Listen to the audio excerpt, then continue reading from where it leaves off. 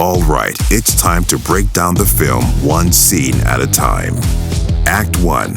Why don't we set some shit up? Our barely counts as a student film begins with a Star Wars-esque scroll accompanied by some spooky Blair Witch Project music for some reason of Paul Schrader's explanation as to why he felt the urge to create this version of the film.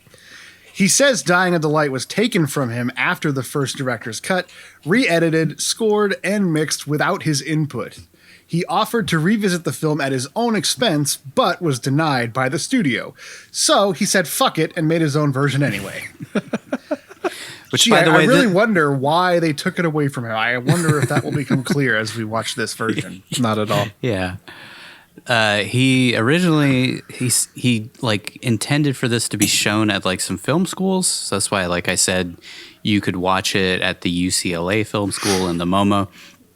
But then it just accidentally found its way to the internet one day on a torrent streaming site called the Riot Stay, something like that.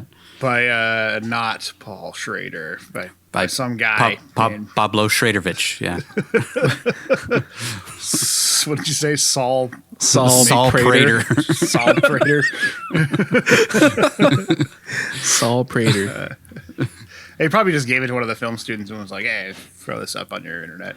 I don't know how the internet works. Could you put this up for me? There was an editor involved. So the original editor who was credited in the last episode when we talked about Dying of the Light is not the same editor who did this. So this is a completely different cut with a completely different editor. But still, I guess, Schrader was very heavily involved in putting this all together. And I was surprised by that. I thought he was going to be the sole editor of it. I did too. Yeah, me too. Yeah, me too. No, it was like someone at the film school to edit it for him. Someone Rodriguez Jr.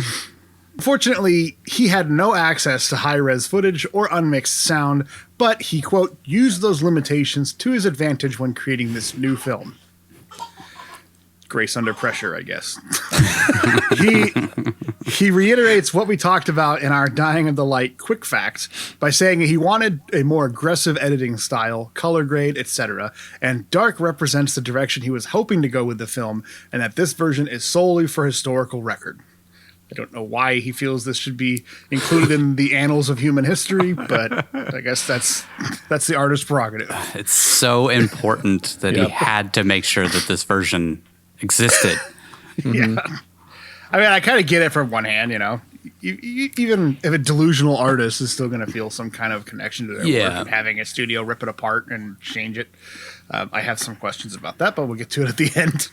I know if I devoted a year of my life to, putting a film together, I mean, it potentially was a year writing and then a year actually filming and putting things together and editing and all that kind of stuff. And then to have it just completely taken away from you is pretty shitty. That's a So we shit on Paul Schrader a lot, but I do sympathize with him. That would be a pretty crappy situation to be in, regardless for sure. of who you are. Yeah, me too. It's not fair. You knew what you were getting into when you hired this guy. Exactly. You should, especially for $5 million. Like, that's nothing for a studio. Like, I mean, maybe I don't know if this studio is a small studio, maybe, but $5 million is usually like we said, 20% of that was Nicolas Cage's salary. So it's basically it was like a division of Lionsgate. So I would assume that they have a decent chunk of change laying around, but this definitely did not recoup that $5 million. I'm pretty sure it still has not recouped that $5 million. I don't know. Even after 8 years of it being out. I feel like us watching it for free on YouTube helped. Yeah, I mean, it had it doesn't show how many views movies have, but it had like 76,000 comments or something. So you got to think there's a decent amount of people who watched it, and if they throw like one ad on there, Wow. Yeah. Okay. Now that we got that out of the way, let's get to the suck. Just kidding. For all its flaws, due to Schrader's limitations and at least one podcaster's opinion, Patrick, the film flows better, doesn't dwell on unnecessary beats quite like the studio cut, and gives slightly better character motivations and development until the end of Act 3. which feels like David Lynch raped Oliver Stone, and together they shat out a Nine Inch Nails music video instead of writing an actual ending to the film. Yeah, I agree with all that. It was a better version of the movie, I think, in some respects, until you get to the end. Yes, I agree 100% with that. I pointed out a bunch of times in the breakdown of like, okay, well, this scene actually makes the movie actually makes some more sense because it gives character motivation for this and that. So yeah, up until the moment he punches the dude out in the bathroom in the final confrontation, the movie is a better movie. Yes. And then, well, we'll get to it. Instead of opening the film with a flashback to Evan Lake being beaten by Mohammed Banir, this version starts with an MRI image of a brain, while a voiceover explains that the brain is that of our protagonist, and though he doesn't know it yet, his brain is dying. Just like ours after enduring 2 solid weeks of talking about dying of the light. Next, we see our hero being introduced to a group of cadets at a CIA boot camp or something, while his hand shakes wildly and he says some numbers out loud. But throughout the film, we never get a clear-cut answer as to what these numbers mean or why he's saying them. You guys had some theories as to what these numbers were, though. Yeah. I don't know if it's true, but I've heard in the past that they train people during their survival and escape training to repeat either their military ID number, their social number, or their name. Just like repeat those things to keep your mind focused on just being there in the moment. It's repetitive. Yeah. And he was a Navy SEAL, right? No, he was a Marine. Marine, sorry. Yeah. So he had 6 years of Marine training, so he might have had some anti-interrogation or at least I would think through the CIA he would have anti-interrogation techniques. Yeah, most likely assume, through the CIA. I don't think most standard troops get that. I could be wrong. Yeah. I think what happens is every time he's repeating those numbers in the movie, he's reliving being tortured. It's just, even though we don't see it in his head, even though the movie does have no problem just showing us what he's seeing in his head at a bunch of different times. I think that's what we're supposed to believe from that. Yeah, like he's reliving the moment, and he's it's just his way of staying focused and not losing it. Yeah. Which he also does in the final scene, but he's having an episode. He's having just not just remembering his torture, but just having some kind of a dementia moment. He uses the numbers to try and focus himself back to reality. When I watched Dying of the Light, I figured it was some sort of technique that he learned from the books that he was reading in order to like refocus himself and make sure, because like they tell you if you have an anxiety attack or something like that to focus on one small thing and like what you can hear, what you can see, what you can feel, so that you ground yourself down. Yeah. But since he's doing this before he knows he got the diagnosis, then it's probably a leftover technique that he has that he's using to deal with it. While being introduced, the film cuts to crazy close-ups of his hands and eyes with some kind of CRT TV filter on them. Get used to that, because if there's a signature style to Paul Schrader's more aggressive editing style he wanted to go towards, it's this. I don't know if you guys have theories on why they do this. I think it's a combination of he didn't have access to like maybe better cuts, so he was literally having somebody film the TV closer with like a phone or something to get like close-up shots of it, or it's supposed to be like we're the CIA watching surveillance of this entire thing, like the CIA sits and watch monitors of stuff. So that was what I thought immediately, was like it was supposed to kind of simulate that like voyeurism of like the CIA and the NSA just watching everything on screens and stuff. And it includes parts of this movie or this film, or them always watching the characters throughout this film. I like that theory better than my theory is he watched Natural Born Killers and U-Turn and just decided that was a cool technique that Oliver Stone did. I thought, because as we know, he did the same thing with the Mr. Robot thing in Dog Eat Dog, where he was like, I like the way he framed him, so he just did it in his movie, even though there was no reason to do it. Right? He used like those quick cuts of like TV screens watching programs and stuff. Yeah. So I mean, it makes more sense when it's a character watching a TV than when it's the same film you are watching at the moment. I think Schrader kind of, in a weird way, he was one of the first people who did that kind of weird filming technique, and I think potentially, Oliver Stone and David Lynch and people like that might have actually watched Paul Schrader films and gotten ideas from him originally, and we're just watching him continue to do it not quite as well as those directors did.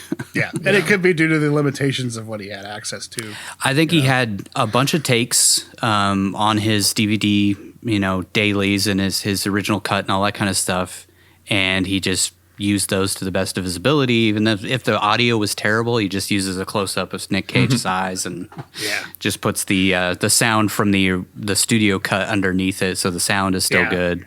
That makes sense. And it would be like, if I had access to all of everything, I could have made this look better and sound better and not be grainy and CRT. But I would say for all the flaws of this film, like he did do a pretty good cut until the last 5 minutes. But the movie itself is pretty well. It flows nicely. The characters actually seem to have, I don't know, personality and aren't so sterile as they are in the Dying of the Light cut. He's introduced in this version, the same as the last, former Deputy Station Chief of Beirut, Chief of Station Kabul, holder of the Donovan Award, the Distinguished Intelligence Medal, the only living recipient of the Intelligence Star, the Warrior of the Wasteland, the Ayatollah of Rock and Rolla, Evan Lake. In a much less awkward version of the speech that we were treated to in Dying of the Light, he asks what the hell they're doing here since the CIA fell from the Berlin Wall and all the president's men can't put it back together again, while the fax machine tries to connect to a phone line or something in the background music. What the hell are you doing here? Haven't you heard? The CIA fell from the Berlin Wall and all the president's men can't put it back together again. It's broke. It is less awkward, but there's also like it repeats parts, and then it just holds on like a still shot of him just staring. It's less coherent. I think it was you got more of what they were going for in the original cut than this, because it sounds more rambling even though it's shorter. In the speech, we see a black and white flashback of Evan being beaten by everyone's favorite antagonist, Benir, who asks for information while beating Evan with a cricket bat. The cut in this scene is weird and frenetic, with random shots of Evan's lips moving, but him not saying anything, close-ups on his face while lines repeat in the background. It feels like late 90s Oliver Stone cut this while having an epileptic fit. Yeah, and that's my main criticism of a lot of this is like if we hadn't watched Dying of the Light, you wouldn't know what the hell was happening in this scene and a bunch of others. So the flow's better, but I think the overall cohesiveness of the story gets more lost, I think, in places. It's kind of a shame that, you can't watch them both in a bubble. You have to watch one and then watch the other, and then each one, informs the other one. The story. Yeah. So in our head, we're connecting the dots of this film, which I think if you watch this film on its own, I don't know. You'd probably be very confused throughout. Yeah, that's what I think. Especially the ending, because you really would get no resolution and have no idea what the fuck they're talking about. I still don't know what the fuck happened. I don't either. I saw the original film. Yeah.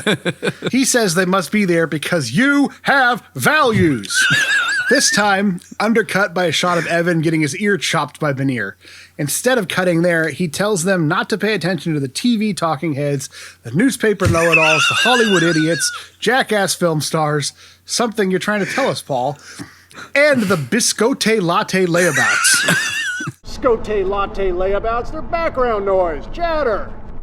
And I honestly don't know if Nic Cage doesn't know how to pronounce biscotti, if he thinks the character of Evan Lake wouldn't know how to pronounce biscotti, if Paul Schrader doesn't know how to pronounce biscotti and didn't see anything wrong with it, I don't understand how that line made it through multiple people and still made it onto the film, because at first I had to rewind it because I was like, what the fuck did he just say? Like, what?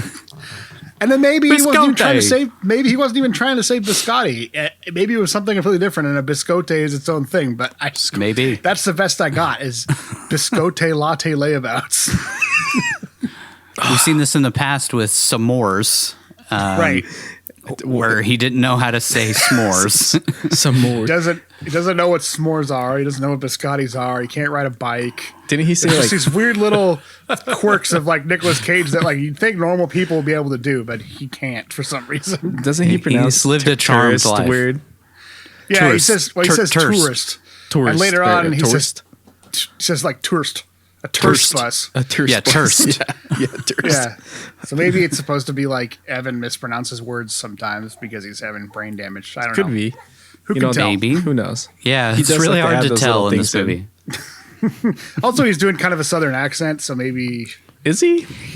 I don't know. I think He's doing like a sometimes got little military bit of thing. drawl. Yeah. So maybe it's he just will. like that's how Evan would pronounce biscotti because he's not a highfalutin coffee drinking latte man. He's a Unless man it's of got the earth. whiskey in it. Then Nick points oddly at the cadets for a long beat and says those people wish they were them. Finally, we see Evan being tortured and the bad guys being taken out by explosion, and it cuts to black. So if you only saw this cut, I think you'd be very lost at this point. But the speech did feel more meaningful and have 100% more gravitas than the Dying of the Light cut, which it just kind of felt goofy and a weird, bad setup for the character. Yeah. It doesn't immediately turn you off from the movie, and it leaves you with more questions than answers, which feels like a good thing when it comes to a CIA thriller. I feel like the Dying of the Light one, when he does that little turn, it's like the first thing that we see him do in the film, and you're like, oh, this is stupid.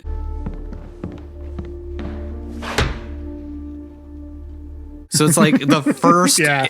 feeling you have about the show is like, wow, this is going to Versus be this dumb. one, it's like it sets you up with like a weird feeling of disorientation, which I guess is what he was going for. That's what he was going for. So, Obviously, in this for good or cut, bad. Yeah. We see Evan and the guy who introduced him on stage walking together, where Evan asked if the cadets believed a word he said. Apparently, Langley, Virginia is the Old West somewhere because this entire scene takes place with a heavy sepia tone filter over it. Yeah. there's a lot of that in this cut, too. Yeah. They did It, one like- scene in Mombasa. There's like the piss filter that they use for Mexico. I remember maybe hide the fact that it's a Australian resort and Yeah. not in Kenya.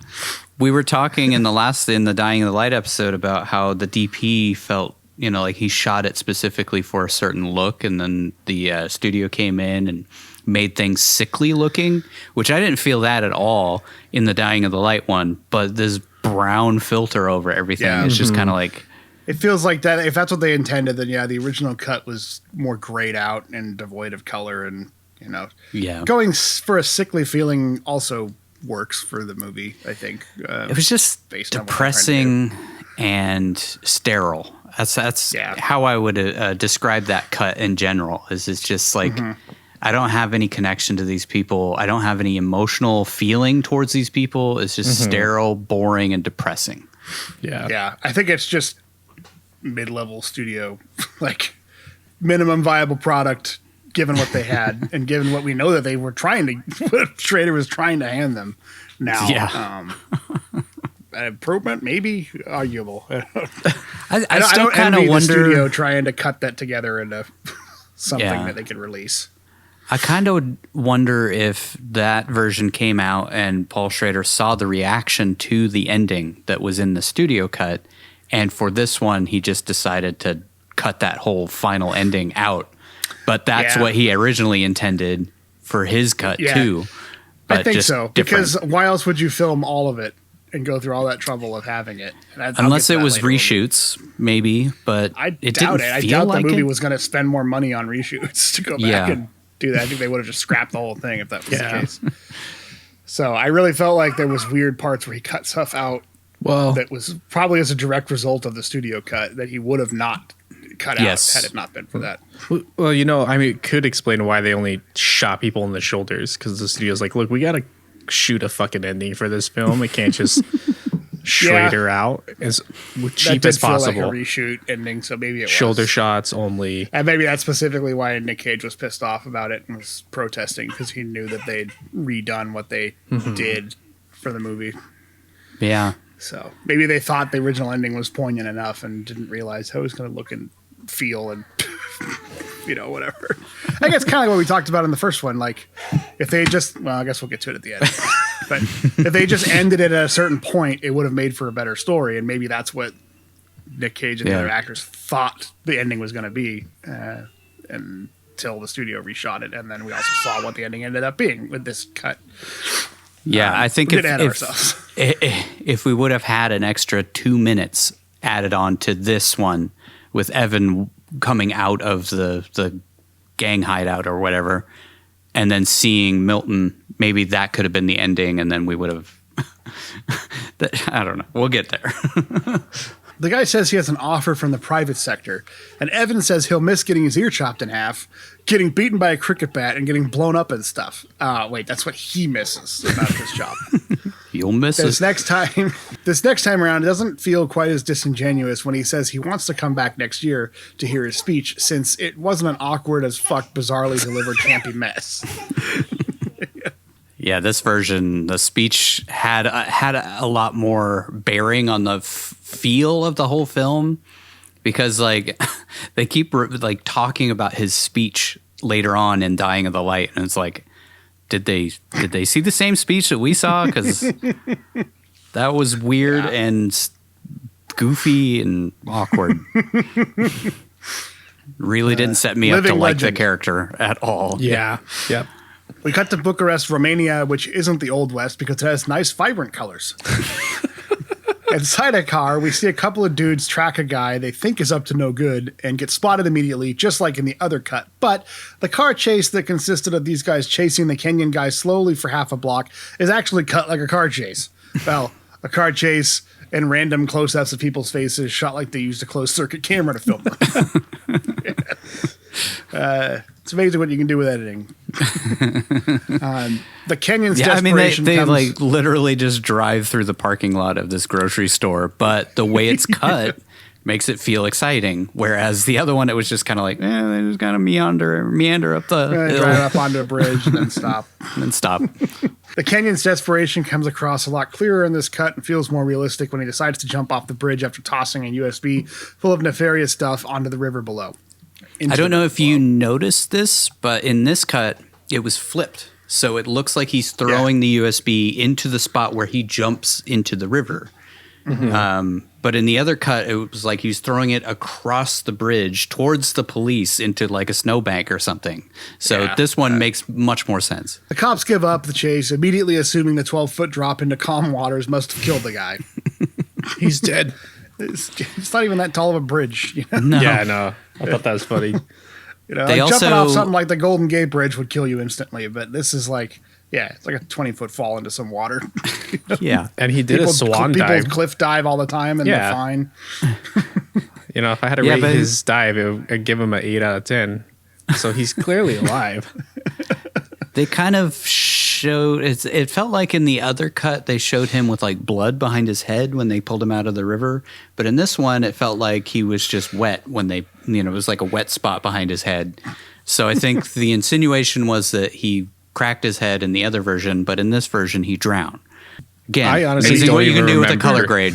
Hey, he's from Kenya. They don't have any water. How's he going to know how to swim? Is it Kenya on... Aren't there coastlines? Isn't it on the East Coast of Africa?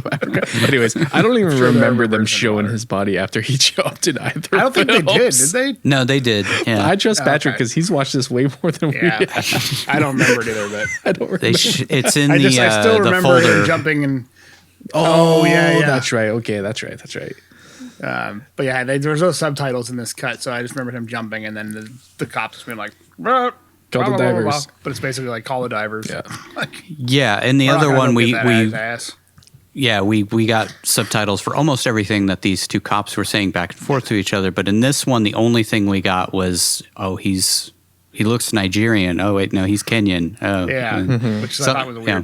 They must have just taken it from the movie. There must have just been a cut. It's from the thing, and lifted he directly couldn't from the have- movie. Yeah. and he couldn't have he didn't have the software to make subtitles. I didn't care. I think he wanted to, and the editor advised him not to put the language that he wanted to use into that scene describing the gentleman. Paul Schrader. Back in Everything Is Brown world, Evan meets with the director of the CIA and asks to be reassigned to the field. And the director says he should take his pension and retire since he has gray hair, so he's obviously an old man. He's not that old. The director of the like CIA 50. is older than him. Yeah. Yeah. Well, I guess, he can't do field work anymore and he doesn't want to do desk work, so might as well retire and take his $160,000 Why don't you just get the a year hell out of pension. here? Yeah, I kind of hate this. Especially in the Dying of the Light cut, the they kind of made him seem like such a loser throughout the whole thing. In this one, they don't do that as nearly as much.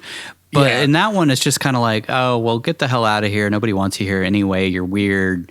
And obviously, we introduced him as one of the most highly decorated CIA agents that has ever lived. And everybody just wants him to just kind of retire and go away because now he's useless because he has to work behind a desk or something. Right. Which is like, why are they having him work behind the desk? That he couldn't he be like a consultant or training other agents or something? You know, you'd think they need something more useful for. I guess he gives speeches at the graduating classes, but I mean, you'd think he would be an instructor or something. To be fair, watching him navigate through this film, I don't think he has a lot of skills that would benefit new recruits. He can one punch a guy. Touche. Still got that going for him. I got my belt knife.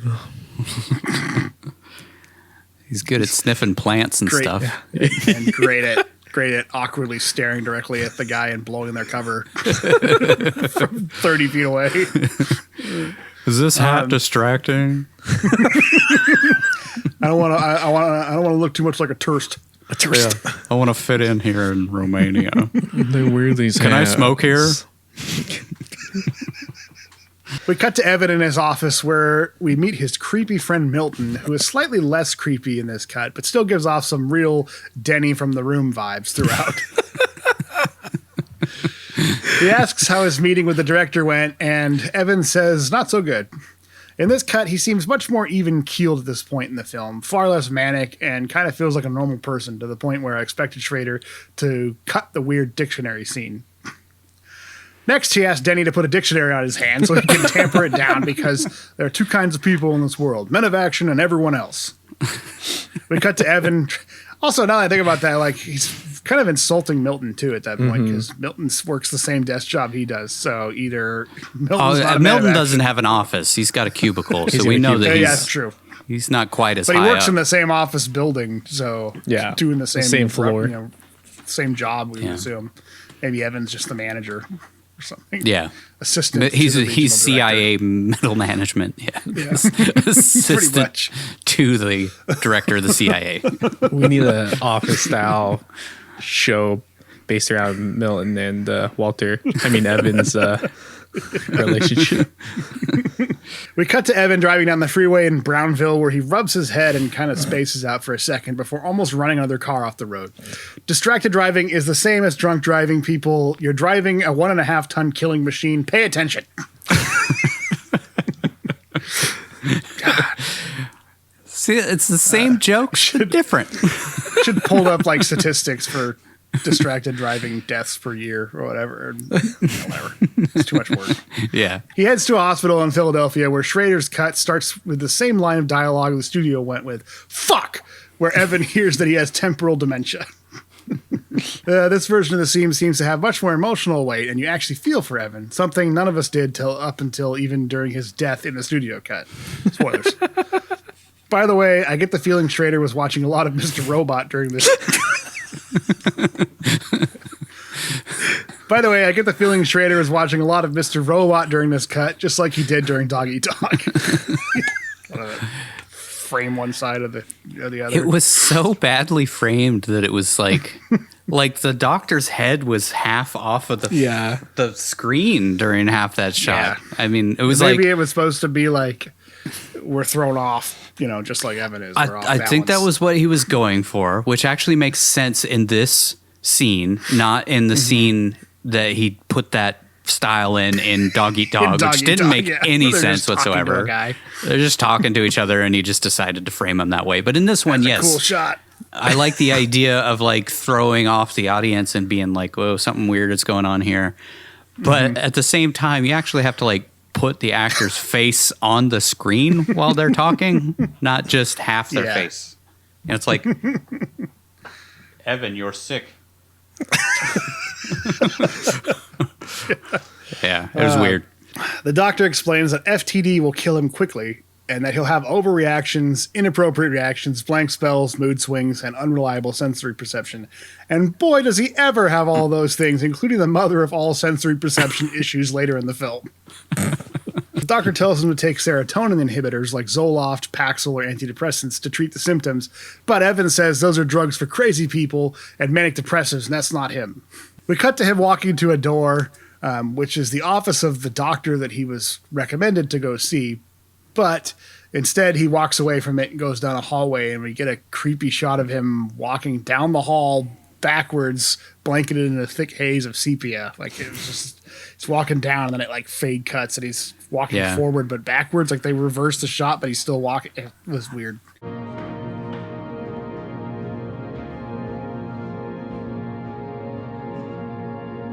I think it was, again, to like throw you off, but at the same time it's like, what in the hell was the point of that? I don't know. Like, his life is of, thrown like, into turmoil. Or it's like, we don't know if maybe it's supposed to be like he doesn't know if he's walking down that hallway or if he's already done it or if his time senses are all thrown off. I don't know. I feel like we're giving it too much credit. It doesn't happen anywhere else in the movie, so it's really weird that it sticks out here. It was just, I think it was just like, it's a cool shot. He's walking down the hallway. We'll just looks crazy when he's walking backwards, right? It looks cool. Yeah. Schrader seems to make a lot of decisions like that, where it's just like, it just feels weird, so I want to put it in because it's weird. He heads to meet John Rambo, who we see is stick fighting.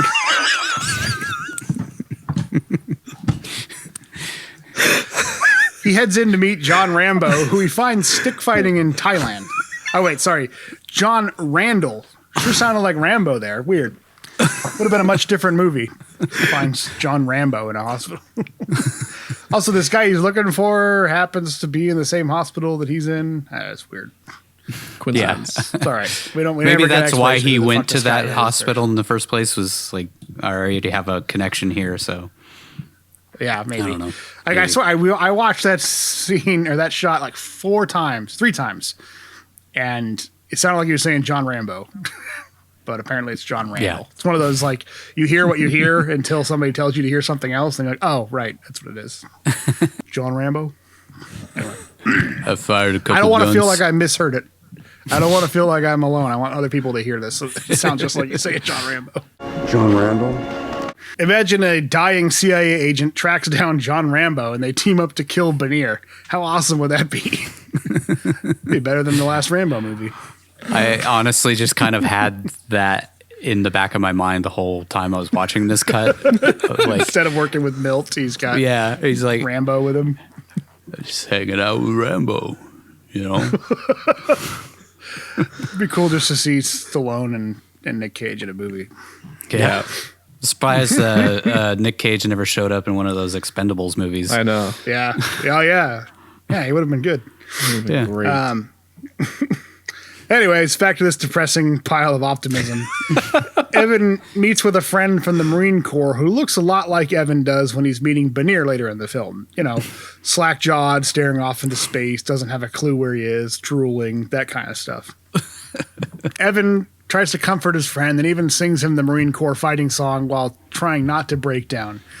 This scene was 100% omitted from the studio cut, which is a shame because it really humanizes Evan and lets you know that he did make some connections along the way that he cares about, instead of painting him as an over-the-hill loser everyone at the agency thinks is a joke. You can see his pain and sadness in the scene, and also we get a better understanding of why he decides to go after Bannier rather than end up a drooling mess like his friend John. We also see a much slower descent into madness in this version of the film, with Evan showing little signs of slipping at a time instead of basically being nuts right from the jump. Yeah, I thought this scene was a lot better, or a lot nicer. I don't know why maybe they omitted it because there's never any other explanation to who that is. I mean, other than, unless you know where the story is going at this point, you don't know that it's like, I don't know that you really needed to know who he was. And it's only like a minute long. It only would have added that little bit of time, just would have added so much more emotional weight to Evan's story. Because this guy represents Evan. This is where Evan's going. And yeah, you're right. It does show that he had some friends and connections along the way. And, that doesn't always turn out turn out in the best. It doesn't always... What I'm trying to say. It doesn't have a happy ending all the time, especially in his line of work. So this kind of shows that. Yeah. I thought you were talking about Schrader. Are you talking about Evan's work or Schrader's work? Because Schrader's work never has a happy ending. It's Evan's work. I will say I do like that about Schrader. I don't think every story needs happy endings, and I actually like when, sometimes when films don't have that because it feels more realistic. Doggy Dog had a happy ending in it when Willem Dafoe was getting jerked off by that hooker. Or the masseuse, sorry. There was a happy ending in there. So he does incorporate them sometimes. When you got a knee job. This weird stomach. And his confusingly large penis. Next, we see an agent in Bucharest trying to read the files on the USB the Kenyan guy tossed before jumping off the bridge. They apparently don't have the technology in Eastern Europe to handle such things, so he uploads it to the NSA cloud or something. I think watching this time, it's supposed to be he's just looking at the files, but because the NSA watches everything, man, like it's all over, man, like it controls everything. Like they just it flagged him, the file said decitabine or whatever on it, and that flagged something at the NSA. So that's what that was supposed to be. What I was wondering, but then I originally actually wrote it that way because I was like, the NSA just intercepted this because this guy tried to pass it off to a colleague or something. But then the guy at the Pentagon says that we were sent this. So, who knows? Whatever. The file's something NSA. Yeah, yada yada. Intelligence wire. Milton gets a call from a guy who sounds suspiciously exactly like Milton. Yes. Milton? Yes. This is Bob Deacon at NSA. He's talking to himself on the phone. And I almost did they just have Anton Yelchin do the lines of the guy calling Anton Yelchin? But listen to it. He sounds exactly like himself. He's got a doppelganger or a twin that works at the NSA and calls him. But this guy calls him, tells him they got a hit on a mix of chemicals that he put a request out for 3 years earlier. So he heads to the Pentagon, where the guy tells him they found Islamic sermons and medical reports on the USB. Notice they omitted the porn and the Angry Birds in this cut. So maybe they were trying to distance themselves from the maybe they're trying to distance themselves from the Bin Laden connection they were trying to go with, a little bit too on the nose. Also, it's just kind of like a joke. Maybe they didn't want to put that in there it's not supposed to be a funny moment. Yeah. Evan bones up on his disease while he gets crazy flashes of a road, Evan in a waiting room or something, and flashbacks of being debriefed after his extraction from being beaten by Banir. He expresses doubt that Banir died and is told to drop it or lose his job, which he does because this job is everything. Notice they also removed Evan prepping to kill himself from this cut. Yeah. Yeah. He doesn't spin Slick Willy around and then load his gun, so he's... Right. I guess they've... I feel like this cut in general just makes him pretty normal throughout up to this point, even to the point where he's pretty normal even over in Bucharest. He's kind of just an even keeled, you get that he's actually a normal CIA agent up till the point where he starts to lose his mind a little bit.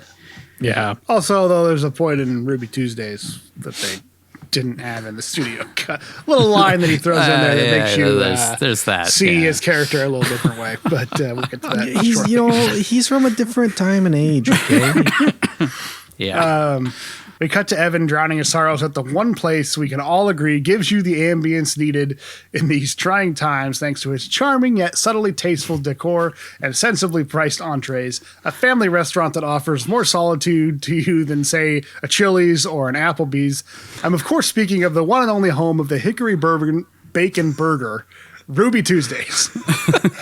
Hickory Bourbon Bacon Burger. Sounds good. Evan shows his first signs of slipping when Milton calls him and asks where he is. He somehow mistakes the unforgettable family eatery as Diamond Tuesdays, while we get some weird flash on his face zoomed in and pixelated floating over, accompanied by music that seems to signify the dementia because it plays regularly from here on out whenever he has an episode. That's why I thought this cut did worse than the first one. I think the first one was you got it. You get that he's having an issue, just by the way he acts, you can tell that he's having an episode, but this has to like really hammer over the head, this distortion, and you know, which I assume is what he was going for on purpose to make you feel as, you know, disoriented as Evan does. But it felt too over the top. Like it was more showing, not telling, in my opinion, than just seeing Evan acting weird in the other cuts. We would get that impression that he's having an episode. Yeah. You can tell, though, that Schrader shot it with this style in mind, and the studio cut it in a way that made Evan seem like, I don't know, more like he was losing it right away, you know, right after he first finds out that he's sick.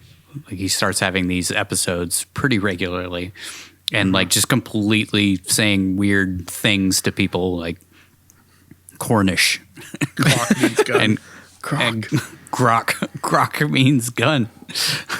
I think one of the major differences with this cut versus the other one is we experience a lot more of this from Evan's perspective. Yeah. Observing Evan doing it. So I think that was, you know, part of the difference in the editing style. I do think that this draws you in more in some ways. The other one just kind of feels like you're just an outside observer, kind of watching this guy lose his mind, whereas the other one, you really are kind of losing your mind with him in some ways, in a bad way. Yeah. Especially at the end. It's effective at the end. We'll say that much. Whether or not it's good, but you know, I haven't seen anything quite like it before on film. So No. Milton finds him staring at the table, lost in thought, with a drink in his hands, and asks the waitress to get Evan some nondescript food rather than ordering crispy buttermilk chicken bites or an Asiago peppercorn sirloin like a normal person. Again, we talked about this other one, but it just really bugs me that he's like, could you get him some food and some coffee? And the waitress is like, yeah, Sure. like, sure. I'll just bring some food. Fuck me, I'll Here's just some figure it out. food. Whatever the fuck this guy wants. I'll just tell the chef some food. Evan is angry when Milt gives the waitress his alcohol, which triggers his dementia, I guess, because the scene turns into a 90s music video for no reason, saying that wasn't very sociable. Yeah, they cut in the studio version. He just sort of blankly sits there when Milt. No, he does say it in the studio cut does too. he? Yeah. He's mad. I thought it was like he was like, hey, like in this one, which I didn't remember from the first time. Like he just seemed a little more angry about it. But He just kind of like looks at the waitress and then he kind of stares off to space and then he looks at Milt and goes, that wasn't very sociable. That's my medicine. Daddy needs that. He tells Evan there's been a possible hit on Benear, which peps Evan right back up. I don't have the mental wherewithal or the patience to explain how this Desettabine links back to Benear again, but I will say that the way Milton lays it out in this cut makes far more sense than the studio cut somehow. I don't exactly know how, but it did to me too. Yeah. And that might just be because we already know the story because of the first one, but it did feel like this made a little bit more sense than just like random leaps of logic that they seem like they're throwing at each other in the first cut that we just supposed to go along with. Yeah. Yeah. I felt like it was more streamlined. Like they talk about Benear's father having the disease and they know it's hereditary. So the chances are most likely that Benear has it. And that's why it's being funneled through all these channels to get to Benear eventually. Yeah, it could just be the way in which they cut the conversation. Like maybe they changed the order of it in the other cut. I think so and it just too, made yeah. it more confusing. It was more cleaner.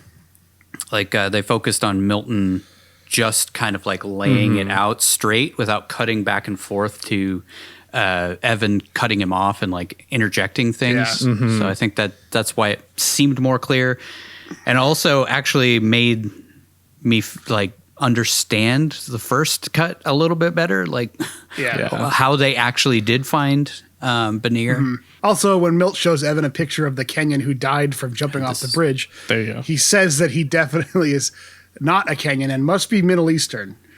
Actually, he calls him a fucking raghead. And that he, quote, has nothing against ragheads, except there's too many of them. He gives a And they stupid have laugh. a good laugh together. They chuckle, sensible chuckle at his racism, which feels completely out of character for him at this point, and ends our admiration for Paul Schrader not resorting to overt, over-the-top racism for once in a movie, especially in a movie about a white guy obsessed with murdering an Arabian guy. Turns out the studio just took all that fun away. It took away all that fun stuff in the editing. You know, I do wonder how folks in the CIA do feel about the Middle Easterns. I'm sure there are some that feel that same way, but I kind of feel like maybe don't paint them in that light, Paul Schrader, because I think it's more a reflection upon you as a person than it is on the CIA. It was so overt that I'm like, okay, maybe he's just trying to get us to not like Evan. Like, I feel like this movie in general is a critique of the CIA and of the United States and the type of people that they take that job and stuff. So it's a weird whiplash of like trying to sympathize with this guy who's dying of dementia and his life is unfulfilled and he's trying to bring some sort of semblance and order and closure to it. And also he's a racist who just wants to murder Arabian guys. Yeah. It just felt so out of left field in this cut because up to this point, we kind of felt bad for Evan. And then suddenly he does this and you're just like, ooh. Yeah. It was jarring. I'm sure that this is realistic. Yeah. I bet you there's people like that. I know military people and they're not super fond. And I think that they're trained to hate these people because they're the enemy, when they're stationed over there, Yeah. We won't get into that stuff, but I just feel like this is realistic, but at the same time, totally unnecessary for this cut. Yeah, you didn't need it. Yeah. So I can see why the studio cut it, and I think it was a better choice to cut it out. Definitely. Yeah, it was just jarring, and I don't know.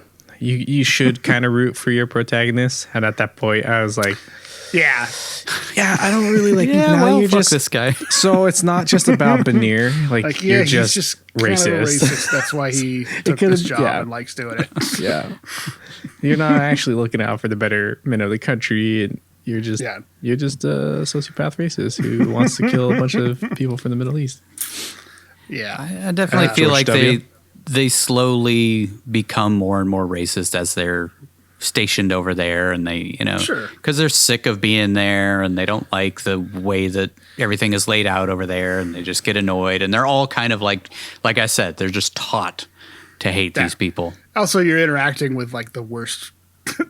Yeah, you were interacting with would have to terrorists offer, and right.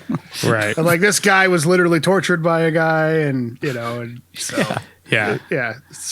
It's believable. It just is jarring for this movie. Specifically, if they had done more throughout the movie to kind of paint Evan in this light, it wouldn't have been so jarring. It's just that this is like one of two scenes where he sort of goes off the rails in that way, and you're like, "Well, okay, weird." The other one is pretty fucking jarring too. Like maybe if they got it like when he's having the discussion with the director and he slips a little bit and says something about like bombing the ragheads or something, and they make it maybe that's why they're trying to get him to retire. Like he's become unhinged and he's a little bit too far off the deep end. I don't know. I feel like somebody with the credentials that they give him, that Schrader gave him, I feel like somebody that intelligent and that experienced would be able to separate extremism from the actual folks of the Middle East, and his hate wouldn't be towards the general group of people, right? And just focus specifically on the terrorists themselves, which is what the original cut had. Like, it's all about him. So for him to just be racist, like flat out, because it just comes off as flat out racist. It feels like a departure from the character that we have been led to have some empathy for, and it's just and now at this point, I'm rooting for everybody to die. Everybody. I mean, it does kind of feel like a Schraderism. Like it is. Yeah, even your protagonist is a piece of shit. Like Schrader like, can't he can't seem to make a character who isn't racist. I don't know if it's because Schrader himself is racist. I'm sure he would argue that he is not, and that he just feels like these characters must be racist. I'm just a mirror, man. I'm reflecting you guys back upon yourself, man. To give it the benefit of the doubt, it could just be that he hates racism so much. He peppers it in specifically to make you not like a character. Like maybe. Why pepper that into your protagonist? Like, shouldn't your protagonist be you and you speaking about your values through them? Yeah, I think he just has it opposite. Like he's getting you, trying to give you a specific message that he feels about the CIA and about the United States and how it operates. And I think so too. Yeah, I think he's trying to paint these people as if like they're all so bad. It's not like it's a one-sided affair with the things that are going on between the United States and the Middle East. Yeah, it's not like, oh, USA is good and, terrorists blowing up buses are bad. It's like, yeah, we're all it's bad. a little give and take. maybe Yeah, both organizations are kind of devoted to killing people. So Yeah. maybe humanity is just garbage. yeah. I Yeah, think just that's maybe Schrader's we- message, honestly, throughout True. all I of mean, his films. Yeah. Dying or bringing out the dead. Yeah, Very even good using example of Taxi humanity's Driver, garbage. or using Taxi Taxi Driver Driver. example, Yeah, one he's Taxi most Driver, famously yeah. known for is like, our protagonist is a murdering psychopath who was Yeah. trained by the United States government to be a murdering psychopath. Man, he really or at least- hates the U.S. government. you should feel bad for rooting for Travis Bickle because he's not Yeah. a good person. Yeah. All right. We spent enough time on this. All right. Don't cancel us, please, YouTube. We're not racist. We have Middle Eastern friends. We didn't say ragheads. The movie said The movie ragheads. said it. All right. We're going to have to edit Sure, that in that's post. what Paul Schrader says. Yeah. I didn't say it. Evan said it. me. Evan said it. I mean, I wrote it, but I'm I'm not racist. I have wrote it, and I say it. I do it in every movie I write, but it's not me. Except for the one time it was me that said monkey. Yeah, except that time I literally did it in a movie that I wrote. and directed. Anyways. All right. Again, in this cut, these couple of weak clues convince Evan that a man who has been dead for 22 years is actually alive and that he'll have to surface due to him having a rare form of anemia known as thalassemia. Then he delivers the line, "Benir's got it. It's come out. Soon as blood." With a creepy half-snarled grin on his face while the camera is unnecessarily close to his face and pixelated again. Aggressive editing indeed. So glad they left that in. That Schrader Yeah. kept that cut. And made it even creepier. It's in his blood. With that, we say goodbye to Ruby Tuesdays. Still gonna miss you. R.I.P. Ruby Tuesdays. Next, we see some science video of blood cells, and our narrator returns to tell us these are the cells of our antagonist, and that he'll also die from his condition, since there is no known cure. Neat stuff. We're finally introduced to Benir and his fundamentalist gang, who all seem like pretty chill dudes just hanging out in a bachelor pad in Kenya, reading books, drinking tea and stuff. The usual. Pretty relaxed, man. Yeah, it's pretty chill. Like a cool little hangout space. Stick some posters on the wall. Chill out. Benir asks about the dude who jumped off a relatively short bridge, but I guess Romania has some strong undercurrents and that he drowned. He wants the Kenyan doctor who has been treating him to come to the chill pad as he attempts to get up for prayers. And we see how bad his condition truly is. He's wheezing. He can barely walk. He needs an IV and a cane. And you don't want to chill in a condition like that, no matter how cozy your place might be. We cut to Evan telling the CIA director that he believes Mohammed Benir is alive. He states his evidence calmly to the director, who is interested in what he has to say. This cut makes him seem rational and respected enough for the director to hear him out, while the studio cut made it seem like he's intruding on a meeting, unhinged, and is painted as a fool. Also during this scene, the camera pans down to show Evan's reflection in a plate, and for some reason his voice started sounding like the devil for no goddamn reason. Didn't say it was perfect, it just gives this interaction a completely different feel than the studio version. He does try and hear him out, but then, after he kind of, I don't know, he sort of says, I want to lead the task force. Right after he had just said, I want to go back to the field, the CIA director is kind of like, well, maybe this is the result of what we've been hearing from this other doctor that Right. you have dementia. We see that the director has his doubts when he asks for a source of the information Evan has received, and because he wants to lead the task force to bring Benir down himself, even though he's been writing a desk for 6 years, and just the other day he asked to be reassigned to a job out in the field. The director suggests they just let him die since it's inevitable if the source is correct, and Evan, unlike the studio cut, calmly states that they can't just let a man responsible for 17 kidnappings, 12 murders, and the bombing of a tourist bus to go free. Tourist. Different take, but he still says tourist weird. And the bombing of a tourist bus. Yeah, it's a completely different angle than the studio cut, but he still says terst. Evan begins to have another zoomed in and pixelated dementia fit when the director calls for a doctor to enter the room, since he realizes what this must be about. His hand begins to shake, and you can see the terror in his face at what must be coming. The director explains that there's no way a CIA agent can leave blood and fingerprints. Oh, and use the same fake name he seems to use for everything at some random hospital just because it's in a different state without them finding out about it. It's the worst fake name, too. Even Benier's like, Evan Blake. My name is Mike Wachowski. Mr. Blake Wachowski. Slana Wachowski. You don't even know your fake name, Wachowski. Mr. Blake. They tell him they want to help, and they'll explain that he'll get a nice retirement dinner that the press and even the president will attend. But, of course, Evan only wants to know what they plan to do about Benier. They tell him Benier is dead, and he's chasing ghosts thanks to the gremlins in his head. He snaps and tells the director that you fucked us up just like you fucked up everything else. But it's not clear if he's talking about they fucked up letting Benier get away or they fucked up confronting him about his disease. But one way or the other, he straight up loses it for the first time in this cut of the film. He's already was an out of his mind, unsympathetic loser at this point in the studio cut, but in this version, he's been pretty normal up till this point. Yeah. He says this director is just one fuck up in a line of fuck ups who fucked up Iran-Contra, 9/11, WMD, Afghanistan, Iraq, Benghazi. He mispronounces that one too. And he has his head so far up Obama's ass that all he can do is see his shit.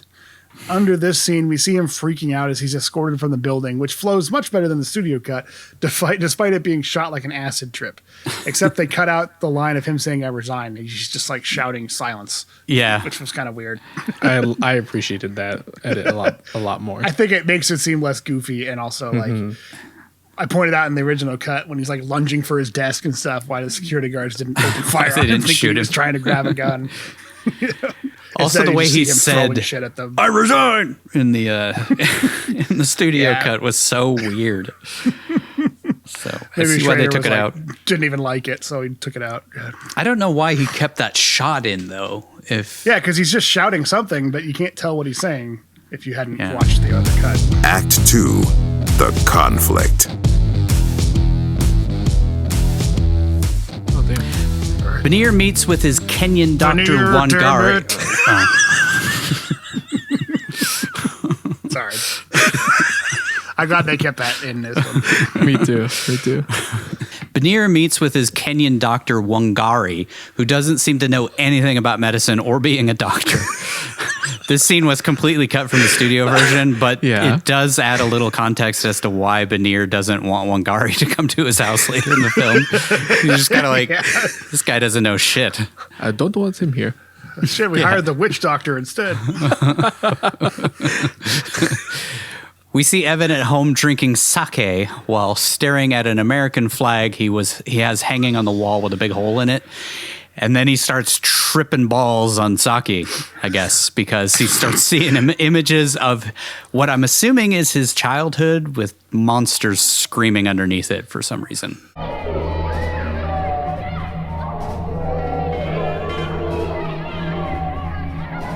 Before being interrupted by Milton at the door. Evan hides all of his dementia books and answers the door to find Milt, who has stopped by to drop off Evan's stuff. Evan offers Milt some of his LSD-laced sake and says he screwed up pretty bad today, huh? See, it doesn't feel nearly as like jarring of like what happened with the CIA in this cut. It was like, I lost my temper and I went off the rails a little bit. Whereas in the other one, it was like, he just kind of was a fuck up over and over and over again. And it seemed like he was just like unnecessarily obsessed with Benier in that cut. Yeah. Whereas in this one, he's kind of like, we just found out that this guy might be alive. Can I go and get him? And then when he gets fired, he's more kind of concerned about the fact that he's getting fired, but he also wants them to make sure that they take care of Benier at the same time. So this cut did a lot better job with that, I feel like. He tells Milt the agency won't do a thing about Benier since they assume he's crazy and he actually has motivation that makes sense for him to go and do the job himself in this cut. Milton tells him about the Romanian doctor who had been prescribing the magical combination of drugs that keep people like Benier with his thalassemia alive. Right? You know, it's like experimental drug cocktail that I don't even know, like, how did they find out about this experimental cocktail of drug? Has he really just been thinking about it? Yeah, well, they said that the doctor is he's a research doctor. He's not like a medical doctor, so like he maybe been researching into it. I guess, and that's why it's no. I mean, like him. Why does Evan know about this magical cocktail to treat thalassemia? That originally, why was he must have for just come up? Yeah, within the last couple of years, it must have just become a thing. I took it as his obsession. Like he's been researching thalassemia this whole time too, just to staying current on it. He knows Benir has probably going to have it because his dad had it and it's hereditary. So he stays up to breast he stays abreast on the latest thalassemia research. Yeah. It's unrealistic. If he's really obsessed about Benir, that this would be the perfect way to track him down because it's such a new and experimental treatment that somebody in Benir's position would be desperate enough to try it. Evan has a dementia fit again as Milt explains that the guy who jumped off the bridge was the middleman between possible Benir and this doctor. He stares off into space with his mouth open, just like John Rambo in the hospital earlier, before snapping out of it when Milt asks if he's okay. Over in Mombasa, Benir asks his right-hand man to go to Romania and bring the doctor back to Kenya since his local doctor seems to know less about medicine than Dr. Dre. Benir tells Asim to shave his beard and embrace techno music to fit in with the Europeans.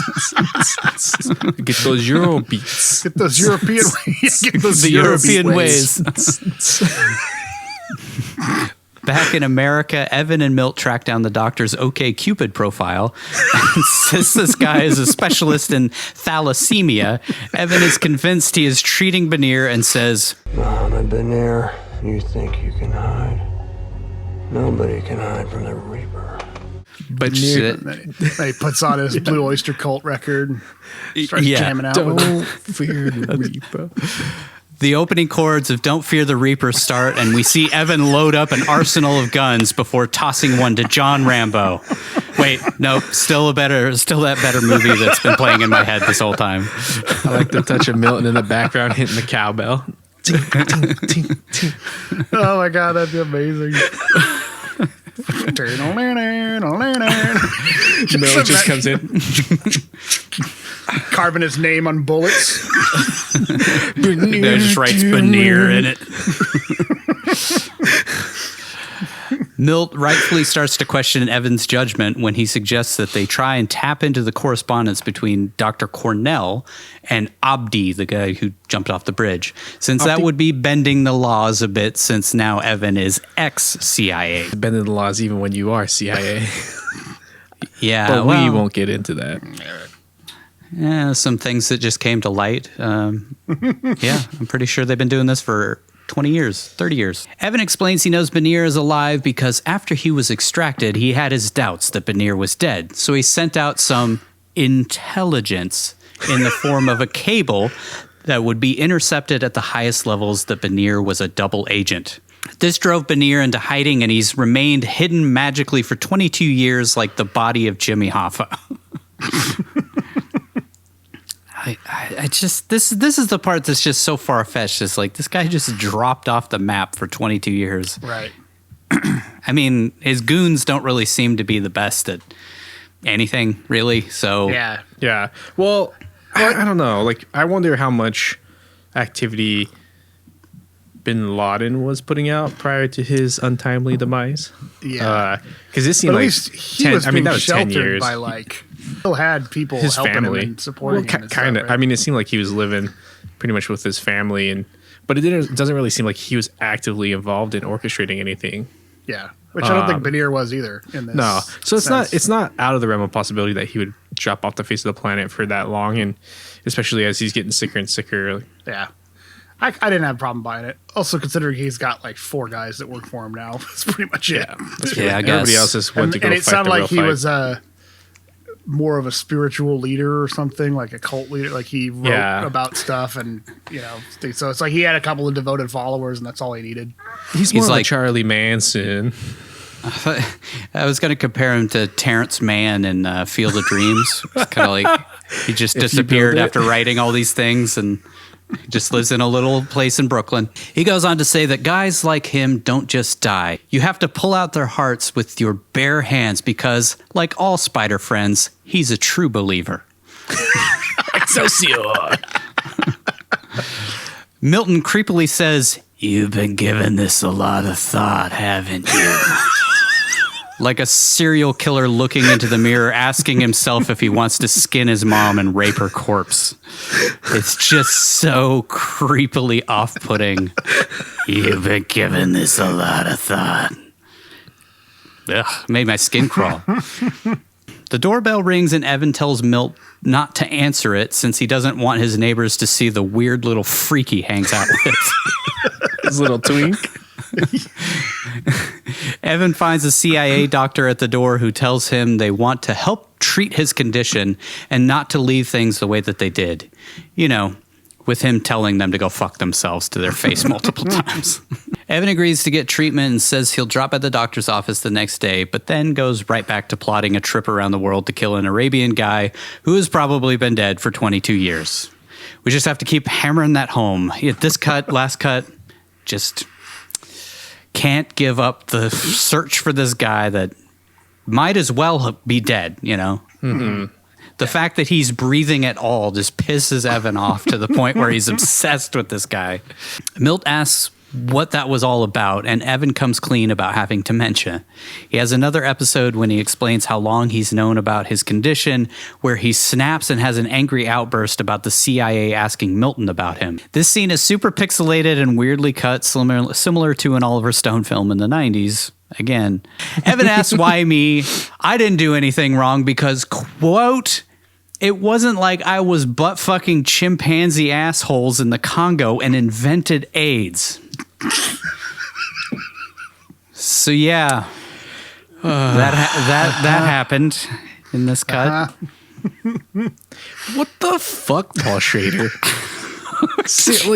What? Why? Jesus Christ, dude. What value is added from that line? Milton tries to convince Evan not to throw what little time he has left away on pursuing this Bernier dude, like a rational person. But Evan says he wants to do something worth remembering with his time, while the camera zooms uncomfortably close to Nic Cage's forehead and eyes for no goddamn reason. Hey, at least it's not centered on the flag with a hole blown in it like the other cut. Yeah. But like zooms into his forehead and then his eyes and then his ear and then down to his mouth while he's drinking sake. I honestly just think they just zoomed in and just left it in one spot and that's what ended up in that spot on the probably it. But it did feel like he went out of their way to take the flag out of the shot, because in the original cut or the studio cut it's Evan in one corner of the screen, and then this entire other side of it is a blurry flag on the wall with a hole blown in it, as in, like, my interpretation of it was this busted version of the United States is what's saying this, not Evan the character. But in this cut, it's focused on Evan, making it clear that it's Evan who's got this derangement. In Bucharest, Asim gets a gun and car to drive around while making a dumb face, but mercifully, this is shorter this time. He just made that dumb face forever on that last cut. We skip completely over the scene where Evan loses his ability to drive, but is being driven around by Milton for some inexplicable reason to no place in particular. Maybe to Ruby Tuesday for Sangria Sundays.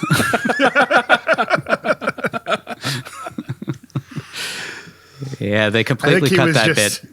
He was just trying to juxtapose Abdi driving in his car in Bucharest and Evan driving in his car with Milton at the same time, or presumably just to mirror the two of them going on. Yeah, they kind of cut back and forth between both scenes. Yeah, I love how Abdi always has a look like he's just smelled a gnarly fart.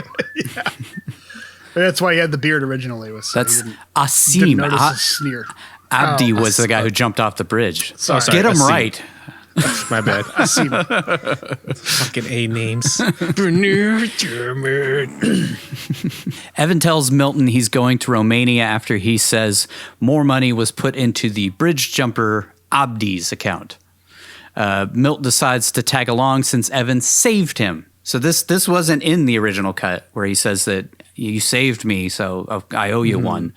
Again, this makes for better character development since dropping this in way earlier than in the previous cut lets us know why this guy just risked everything to go to the other side of the planet to help him with this mission. So this whole exchange is no longer undercut by fun, goofy music and fits in way better with what's happening. Milton gets them fake passports and Evan sets up a plan to meet up with an old flame named Michelle. They head to Romania and meet Michelle in a jazz club where Evan fires up a cigarette. He tells the waiter the whole country is a smoking section and a zany little freakout that we're not really sure if we're trying to see his dementia issues or to expose the fact that he hasn't been to Romania in a long time, which we kind of talked about in the Dying of the Light cut. Yeah, it sounds more like he just hasn't been to Romania in 30 years. Yeah. But then in the hotel later, he thanks Milton for helping him in the restaurant with the smoking thing. So I guess it was the dementia. Maybe it's a both combination. Like he just Right. flashed back, didn't realize that he wasn't in Romania in the 90s anymore. Who knows? I was kind of surprised that Schrader kept this in this cut, but then I remembered it's kind of racist. So I guess it had to stay in. Crucial. Since I think they included smoking's mandatory in Romania. I don't think that was in the original cut. Was it? Yeah, I think it was. Yeah, it is. Okay. This whole country is one big smoking section. Yeah. Well, yeah. This whole country smells like an ashtray. Evan apologizes to Michelle for being a lunatic who doesn't realize non-smoking sections exist in Romania since, based on this beautiful restaurant they're eating at and all of the gorgeous shots of Bucharest, it must be a shithole. Evan stares at Michelle longingly while we see a flash of what we can perceive is his view, like over the top of him, looking up and down her neck, insinuating that he loved this girl, he still loves this girl, something they didn't do in the original studio cut that I think really kind of sets up more of an emotional connection between these two. Milt asks how they met, but Michelle wants to know how Evan and Milt met, and Milton tells the story about how Evan saved him. But in this version, he just says that he lost an asset. And then the agency stepped back and left him on his own. And then Evans swooped in to save the day instead of saying he accidentally let the son of a cabinet minister die. Died or killed him? It He just just says says lost. his own hands. I right? lost the son of the cabinet Yeah. minister, which means he died He for fucking sure. killed him. He murdered him. Probably slit his throat. Yeah. Switchblade slipped. Switchblade slipped. Whoops. I've been thinking about this for a long time. Milton excuses himself and Michelle asks when Evan is going to reach over the table and kiss her. He obliges her and they go at it hardcore in the restaurant, like really raunchy stuff. We can't even show you or talk about it, but yeah, it gets pretty hardcore. Comes over and says, "Excuse me, sir, there's no sex in the restaurant." And he's like, "This whole place is an orgy." Yeah. This is a non-sexing section. I've seen that porn. There's a lot of porn that comes out of here. Can't tell me any different. In all seriousness, this cut, Schrader makes this feel actually romantic. And you're actually excited that these two are reconnecting. But in the studio cut, it just felt like two boring characters having a very forced, awkward, sterile kiss in the middle of the restaurant. This one, it's like undercut with the jazz music and like there's this kind of romantic vibe to the whole thing. Yeah. And you can tell that they actually have a connection. And the other one, it was just like Michelle just felt like a stranger who was just forced to awkwardly interact with these people. Mm-hmm. And then Evan kisses her. Yeah, and then they recontextualized it so that in the original cut, Milton gets weirded out by them talking about this bullet.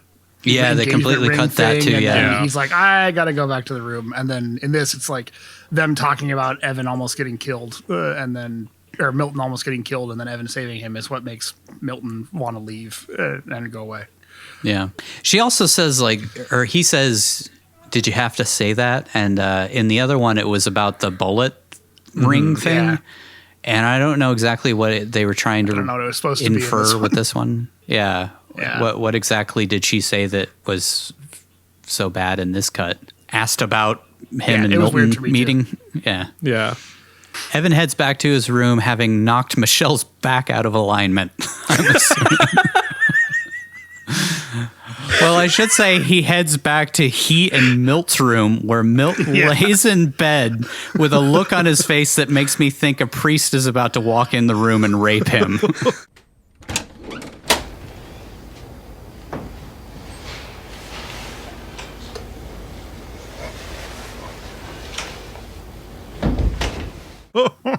This is the moment Milt's been waiting for. That's the only reason why he came on this trip. It's just all sorts of disturbing for no real reason. Yeah, why are they sharing a room even? Save money. It's You expensive. gotta save some money. Yeah, I Romania's guess. expensive. Yeah. I guess maybe he's supposed to be upset that his friend is dying and he wishes that he had more time with this girl. Not exactly sure what I was supposed to get from this, from that dimly lit, please don't let dad be drunk look on his face. Maybe he thought that Evan brought Michelle back to the room and he's going to have to pretend to be asleep. He's going to have to play possum while these two fogies went at it. Is this happening? Oh no. Can I join, please? I just wanted to sleep from the jet lag. I've been thinking about this for a long time. As he stands at the foot of the bed while they're making out. Pulls off his pajama pants and jumps in. This whole place is one orgy.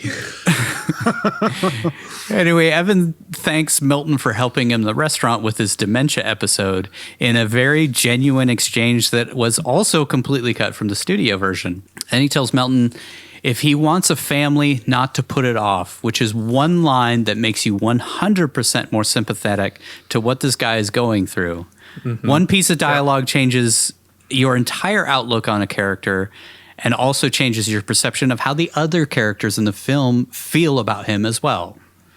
Yeah. I don't really understand why they had to cut this from that other version. I don't either. I guess to make Evan seem more like a piece of shit. I think that feels like that's what they were going for in that other version was. Yeah, he's just a piece of shit who's focused on revenge. Well, why not have him say the 'cause they made racist it- stuff in the other version? Yeah. They made it seem more like in the other version, like Michelle they have common still sense. wants to be with him. Yeah. And he's the one who blew her off and continues to blow her off, you know, to make it seem like he's more pathetic and obsessed with his job. But in this one, it's more like they had a past and nothing came of it, and that's it. Like it's not going to go anywhere further. But does or it- can't. In this version, doesn't he say something to Milton about she wanted kids and a family and he didn't? Or was that or was that Dying of the Light? No, I don't Or think did I just he just- totally invent that in my head? No, in the Well, in this scene, he says, "If you want to have a family or have Right, kids, don't put it off. But I thought Yeah, he had but mentioned in the to Milton that hospital- Michelle wanted it. in the hospital, he says, "No, I don't have kids or family. Yeah. Yeah, no, I know I that. think Work is in my this, he just family." has a line about, in both of these, he has a line about, like, because Milton's asking him, like, what's his history with Michelle before they go to Bucharest, right? And he says, Oh, something maybe like, that's you know, right. Yeah. You know, just took it one day at a time, one of those things, you know, see where it goes type of thing. Like, implying that they were a thing, but never really serious, and what could have been, maybe. And now you can kind of tell he regrets not, Yeah. you know, having a family with her. And Yeah. And it's all he wants to get involved with her now that he's about to die. So, yeah. Yeah. Michelle, Milton, and Evan head to confront Dr. Cornell at the university hospital. They ask him about prescribing this magic cocktail that I don't want to talk about again. That only Benir could need. He says he met a guy once in a coffee shop 2 years earlier who said he was getting the drug for someone else whose name had been redacted from the medical forms. And then Milton is like, "You're prescribing medicine for someone you don't know, blah, blah, blah." Evan has a hardcore dementia attack where everything turns into a Nine Inch Nails, where everything turns to Nine Inch Nails video vision again. He laughs like a crazy person and rubs his head before calling the guy Cornish. Thankfully, he didn't call him cornbread because I'm guessing Schrader has strong opinions about Never Dean. mind. He snaps back to reality, and when he tells Michelle to arrest Cornell, the doctor comes clean. He says a man threatened his wife's family if he didn't get him the drugs, and that he wants him to go back to Kenya with him. They make a plan to follow Dr. Cornish Gamehen to the spot where he plans to pick up the money and meet with Asim. Meanwhile, Asim is right outside the hospital, sees them leave, and never alerts Banir that something fishy is happening, even in this cut. Yeah. Why even put that in there? Like, why is that scene in there? Maybe just to show that Asim is already tailing his every move, but we already kind of know that based on how Asim came all the way here for it. Mm-hmm. But if he's tailing his every move, then why does he not alert Banir that something, so that there's some people like talking to the doctor and something weird is going on? Maybe we should find a different doctor. Thinks he can handle it? I don't know. It makes no fucking sense. I guess. Yeah, it could be. I guess maybe it's his chance to prove himself to Banir, so he doesn't want to screw it up and immediately saying, "Hey, I got here and the doctor's talking to the CIA agents. I screwed this up." It wouldn't be the best plan. I guess. He sure does prove himself. Mm-hmm. Yeah. Back in Mombasa, Banir says he respects Cornell because he asked for 30,000 euros to come see him, which makes him a crook as well. Criminal logic, can't trust anybody who's not a crook like you. At the hotel in Romania, Milton finds Evan missing from the room and the drugs he's supposed to be taking for his dementia in the garbage, which bodes well for the crazy dangerous mission they're about to embark on. Milton walks the streets of Bucharest for a minute until he finds Evan counting the windows of the Grand Bucharest Hotel. Hey, if Schrader can pull entire scenes from the studio cut and just plop them into his cut, I can reuse my dumb Wes Anderson joke. Fair enough. Thanks to a different music choice and a long shot of Milton walking to Evan, you feel this scene much more than you did in the studio cut. You really see that Milton actually cares, and you also feel for this guy who has mostly managed to keep it together up to this point, and now he's having like a full-on, mind-melting fit where he just he doesn't know where the hell he is. He's just mumbling to himself with his mouth open, so... Yeah, I just that one little shot just changes the whole feel. Yeah, I don't think Nic Cage did a bad job acting in this movie in a lot of parts. This is the one scene that I think he did the best, where he just kind of has that slack-jawed, confused look on his face that I've seen people with dementia have. So he really did a good job hitting it. Yeah, I think this version of it, the way that it's cut, makes his choices that seemed goofy in the other one makes sense, because he was going over the top for the dementia, shots, these weird music video vision shots that Schrader wanted to put in. So I think it saves his performance a lot in this one. He looks at Milton like he's a fucking alien werewolf or something while wearing the most ridiculous hat you could have found to put him in that shot. Might as well have put him in a jester's hat or something. Evan says he was trying to get some, but he couldn't find any, so he kept walking. I'm guessing we all know what he was trying to get, right? Yeah. Gum. I've seen those videos for research purposes. He does say, I was trying to get some and I couldn't find any. He doesn't say what he was trying to find, like he forgot what he was trying to find. Yep. That's pretty good. I like that. I think it was well done, yeah. He says he couldn't remember the name of the hotel, then rubs Milton's jacket like it's made of dog fur or something. He explains the phenomenon of sundowning that we talked extensively about in the Dying of the Light episode, over images of a road and then the sun setting and shots of him looking around in slow-mo and stuff. Some of these like Schrader vision things just don't really make a whole lot of sense, but also are kind of like, I guess he had to keep that feel going throughout. Milt tells Evan that Cornell called about the meetup, and they head to the hotel, and Evan freaks out because Milt tries to show him where the hotel is that he couldn't remember the name of and ended up in the park spaced out reciting prime numbers or some shit, which I guess was supposed to be like him having a weird angry outburst. Right? Yeah. I don't know. It was like Now that you've reminded me where the hotel is, I know where the hotel is. Don't I put think a it's bib he's on lucid me. again, so now he's mad. Like, stop treating me like a idiot. I know what I'm doing now. Which I bet you is pretty similar to what actually happens with dementia patients and stuff. Yeah. I haven't spent a ton of time around people with dementia, but this feels pretty authentic. Yep. At a Christmas market of some sort with 3 rows of shops that somehow became a labyrinth in the studio cut, Evan and Milt watch as Dr. Cornell pulls out the money Benir sent to a wired account. Cornell comes out and is confronted by Asim, who spots Denny from the room and some doofus in a dopey hat staring right at him as conspicuously as possible. Oh, hi, Asim. What money? Sorry. Asim takes off and Milton gives chase while that crazy techno music from Mortal Kombat starts playing.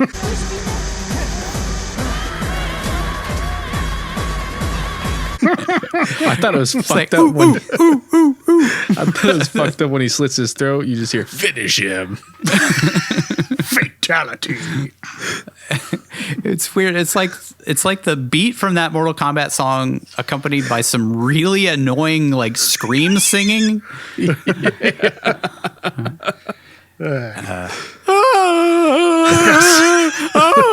It's The just best really annoying. royalty-free music money can buy. God, it was so bad. Mercifully, Schrader cut this scene way shorter than the studio did, and we cut to Evan asking the doctor for the money and his passport. He tells him he dodged a bullet and that he'll live happily ever after having incredible family meals with his people at Diamond Wednesdays or whatever Ruby Tuesday is called in Romania. He's gonna have some happy, fun family time. Whatever the fuck Eddie says. Some fun time, family fun. Milt catches up to Asim and just straight up slits his throat like a psychopath that he obviously is, while a really shitty loop some dude put together in GarageBand 10 minutes ago plays loudly over the scene. Even in this I did notice cut, they toned down the blood a little bit when he slices. yeah, but his even throat. in this cut, Right. they left the shot of his throat not slit. Not slit. Yeah, when Right he rolls after. him over. Yeah, he's weird. Maybe You would that's why figure he the toned Schrader down would a have done little that. bit. Yeah. Maybe that's why he cut out as much. Seemed like it was way more gory than it needed to be in the studio cut for some reason, and then in this one he toned it down a little bit, just maybe so it looked less comical when you obviously see that it doesn't have his throat cut. His coat's covering it. It's fine. Yeah, there was a blood stain under his head. It's fine. Milt takes Asim's phone and wallet and then hides his body like a true CIA agent. And by that, I mean he doesn't hide it in the slightest. Cats bury their shit better than this guy hides a body in a crowded park in broad daylight. Over in Kenya, Benir enjoys a nice sunset. You know, you must enjoy the little things in life, even as an evil crime lord or whatever he is now. Is he even a criminal at this point in the movie? I don't know. They cut out No. the part I think where he threatens his underlings' family. Yeah. It's like they're trying to make him a little more sympathetic, or Yeah, you're right. he's They do, less deadly. just a I guy. guess, in this one. He's just a broken old man, not old, but broken, dying man who can't do anything anymore. Like, Yeah. he's not as dangerous as he was. Which That is what makes they were it telling more Evan. It's what the CIA sympathetic, was right? telling Evan. You know, it does make it Yeah. more sympathetic. I think it was just they're trying to get home across the point that Evan is basically going on a fool's errand. Like, it's just a personal Yeah. vendetta thing. It has no meaning in the grander scheme of things. Yeah, this whole film Which is like exactly how it ends. There's no Mm-hmm. meaning. yeah. This whole film is like that scene in The Last Jedi where they go to the Casino Royale planet. Just fucking pointless. He asks about Asim, and his henchman says he texted that the doctor will arrive on Wednesday. Evan and Milt get prepped for the next day by Googling on the old Yahoo again, while Evan calls Mombasa the asshole of East Africa. Which is kind of mean. He says he's going to pose as Cornell and fly to Mombasa in his place, while Milt pretends to be Asim and texts back and forth with Benir's henchman. Do you think they use emojis and stuff? Like, whoops, Yeah. left Oh, my yeah. shoe on the plane, winky face, plane, explosion.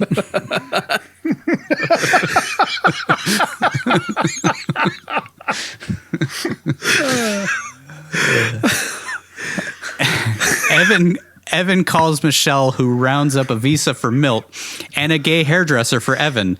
Apparently, Evan has a bucket list, and he's not about to leave the top box on his list unchecked. Get his hair did. Although I noticed not that.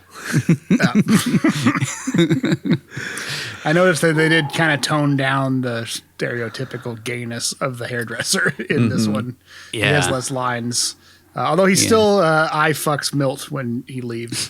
Like, I noticed that. Didn't notice that the first time around. But before he leaves and goes down the stairs, he gives Milt a look. Yeah. You know, because you can't. How would you know the character's gay if he doesn't want to have sex with the only other young, with every attractive man, male man in the movie? Creepy twink. Oh, hi, Denny. This guy teaches these two CIA agents how to put on a fake beard while the soundtrack from The Social Network plays in the background. Not a joke, lifted straight from the score of Social Network.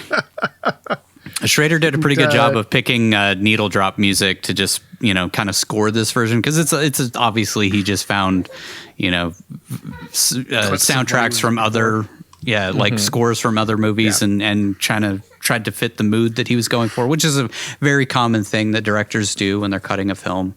They try and find something that approximates the feel that they're going for, and then they give that to the person who's scoring the film, and then they go kind of off of that. But that track is just way too recognizable to go unnoticed. Outside the room, Michelle warns Milton not to follow Evan to Kenya, because Evan is retired and Milt might get shot in the arm at an Australian hotel pool or something. Oh, wait, that entire sequence doesn't happen in this version. But what we get is so much better. So much better. We literally have no idea what happens to Milton after Evan goes and sees Benir. No clue. We do still get that scene where he says, like, if I'm not out in an hour, do whatever you want. Yeah. Which, maybe I'm assuming that maybe Milton eventually comes and gets Benir. I'm getting ahead of ourselves again. It becomes I don't Evan care, or I get to Milt's. slash someone's throat. Yeah. Suddenly it's Milt's mission. I'm not here for you. I'm here for killing. Evan has another fun, pixelated, zoomed way too much daymare full of phones ringing and guys screaming something in Islamic, while the footage just starts to distort and turn crazy colors. I hope you like that kind of stuff, because there's a whole lot of that coming soon. Yeah. It's kind of the same thing. They do this weird, like, everything turns rainbow vision and kind of like just weird warped out shit. Yeah. That's going to come way into play here in a second. Evan is startled out of his wacky dream by Milt, who lets Evan know he has his visa and can go with him to Kenya, even though Michelle just told him, like, maybe you should wait a day to tell him that you got your visa so that he can kind of rethink this crazy thing that he's about to go do. Evan says the police found Asim's body in the park. How? How did they find him? Oh my God. That's crazy. Evan says they should pack up and head to the airport and text Asim's phone that he's been detained by security before they get on the flight. When Milton asks, "What about Michelle?" Evan says, "Don't tell her how the story ends," since he knows that this movie doesn't actually have an ending. Foreshadowing. Wait, go back really quick before that. So were they going to text from Asim's phone to Benir that Asim got detained by security? Yeah. He says, because if that happened, why would he still have access to his phone to text? Like, they don't take the phone away. They put no? you in a room. I only know this because I traveled with somebody that got detained at the airport, and so they take you to a room. You have all your stuff with you. You just have to lay it out. But he was able to let me know as they were detaining him that he was being detained. Got it. And I told him, be like, security got me, LOL. Yeah. I'm getting eggplant emoji. Eggplant. Okay symbol, finger pointing. They're doing the search. It's not a good sign when they're doing this, pulling on a rubber It's a glove. rubber glove arm. And then spitting into it. Spitting into the hand like Brokeback Mountain. Act 3. Time to resolve some shit. Evan lands in Mombasa dressed like Dr. Cornell, while Milt shows up dressed like an English football hooligan for some reason. I'm telling you, this guy is in it just for the adventure. Evan's mission, however, comes second to him picking up some duty-free liquor at the airport. Veneers guys are watching for Evan at the airport. They take him to the Wangari clinic where Nic Cage in a fake beard, also sporting a goofy Romanian accent, pretending to be a CIA agent, pretending to be a doctor, seems to know more about medicine than this guy does. The guy who's supposed to be a doctor. Yeah. Well, again, they established He's Dr. not the greatest in Kenya. Yeah. Yeah. Mombasa. Kind of what they were going for was like, okay, medicine is not quite as advanced in Yeah. Mombasa as, say, Right. Especially to treat Romania. a super Romania. rare blood disease that 2,000 people have or whatever it is. He asks if they are treating the mystery patient he's there to see at the clinic, and Wangari explains that they're treating him at his home.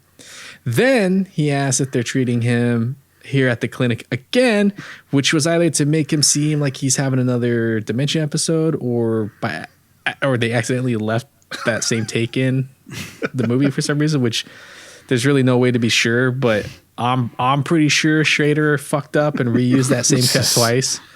Accidentally used it again. It was in the other cut, too. Where he says it twice? Yes. And they also have the same reaction from the people like, no, to his house. Like they, so I think it's supposed to be a second ago. It's supposed to be a dementia attack. Dementia thing? Okay. Because one of also my a- questions from the first one was, why didn't he clear the story with Dr. Cornell? Like Cornell would presumably know that that he's been asked to treat him at his house. So it seemed like he had no knowledge of what the actual plan was when he decided to impersonate Dr. Cornell. I think they would give Cornell very little details, though. Just you're going to Mombasa. Evan says he'll go over all the charts that night, and we'll see the mystery patient the next day at his house. But Dr. Wangari won't be coming since I think he has a doctorate from Evers College, or maybe DeVry. And like me, now has a 4-year degree that isn't accredited anywhere except Kenya. They bought it online. It's a 6-week Back program. Back at the hotel, Evan bones up on some thalassemia and checks to see if anyone has ever just ended a movie in the middle of a scene with some neat pixelated art. No. The answer was no. Keyword was. Evan meets up with Milton and they talk about guns Milton bought that will literally not be seen in this cut. Evan sniffs a plant, hoping it's that plant African tribes rub on their gums to get high, but unfortunately, it seems to be a plant native to Australia for some reason. You know, despite being in Kenya. Outside, Evan says Mombasa smells weird, which I'm assuming is actually probably true, honestly. Evan says when he groped Milton in the park like a freak, his jacket felt like fresh-shaved pussy. Wait, no, sorry. That's a different Schrader movie. Also terrible, by the way. He said it felt like dog fur, and he can't even trust his own senses of touch anymore. Or his own sense of touch anymore. Which is fucking sad if you really do think about Pretty it. horrible. Yeah. Despite being an awful person, it does kind of make you feel a little sympathetic for him still. Like, oh, geez, he's losing all that shit. That would suck. Yeah. Can't even tell where he is half the time. It's just- Yeah. This dude, He's you know, really if you really slipping. think about it, like he was top notch. I mean, one of the most highly decorated people in the CIA. I mean, that is, you got to have some wicked high IQ for that kind of stuff. And then to have your brain just slowly, your ability to think straight taken away from you is pretty sad. Right. I think that's probably what's the most terrifying thing an intelligent person can never experience is their brain deteriorating and there's nothing they can do. Yeah. And, you know, yeah, it's just, that'd be awful. We see everything in a pixelated Schrader vision again, and Evan snaps at it by realizing that Grok is gone. Rocky Road, chunk. Sorry, he kind of slips into thinking he's Sloth from the Goonies for about 3 seconds there. Evan love chunk. Rocky Road. Chunk. He can't bring a Glock to the meetup because they'll frisk him, so he debates bringing some syringes, or maybe he'll just get up close and personal, slice him, and let his blood rain down on him like the bukkake shower he experienced in Bucharest. I guess that's item 2 on his bucket list. I missed that line in the other cut. Like The blood just like rain down on him or Yeah, like whatever. in Mandy when he slices. Slices his You throat. ripped my shirt. That's that guy and the blood pours down on him. That's what this just was all stares at about, the man. He camera. ripped his shirt in that interrogation scene. You ripped my shirt. Ripped my ear. Evan says he brought a belt blade, but that's about all he'll be able to sneak in. Then the goofy-looking soccer hooligan says, "No problem, sport." Like this is an Archie comic. After Evan thanks him for coming along on this far-fetched, haphazard, wacky adventure. Could have cut that shit out, but he didn't. No problem, old sport. Fucking weird, dude. Yeah. Benir's guys pick up Evan in front of the hotel to the soundtrack of an old Twilight Zone episode for some reason. It's the weirdest music choice in this entire recut. Like, Is it you actually can't from even Twilight hear- Zone? Because I felt like it was. It felt it had to very be. similar to It like had to be. something Yeah. from like a 1960s original, yeah. And this Twilight is where Zone the colors episode. start completely saturating everything. in Yeah. different I mean, that's what it colors. was. Is he was like watching some Twilight Zone episodes. He was like, "What would Rod Serling do at the end of this film?" Well, it's weird. Like, you can't even hear the characters talking over this Yeah. weird ass music. It's Yeah. such a strange choice. So fucking weird. Yeah. Yeah, and it goes on for like a really long time. Yeah.